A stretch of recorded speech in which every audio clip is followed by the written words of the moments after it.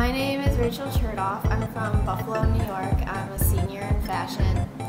And my collection is pretty much about the future. Being a senior and graduation coming up, there's a lot of unknown out there. So I decided to do this collection based on the glory of the unknown.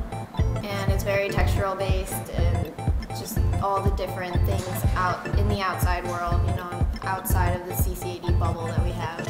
It just kind of talks about the future and all the challenges that I am going to welcome once I graduate.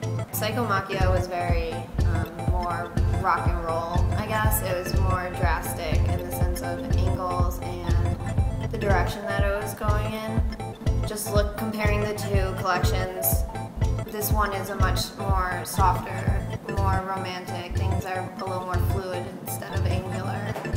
But metal is still being involved in both of them, just used in different aspects. I've already started to kind of branch more out into metal and adding it to the garments instead of it just being like a little embellishment, actually making it part of the garment. I continue to push myself in that direction, and I think I'm going to just really keep pushing that until I make it right. Overall, it's crazy.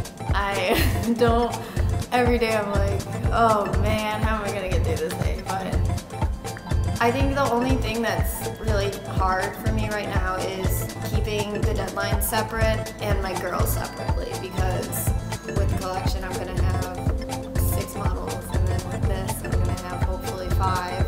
So keeping all the patterns organized and which pattern is for which girl, and otherwise it would end up being a real mess.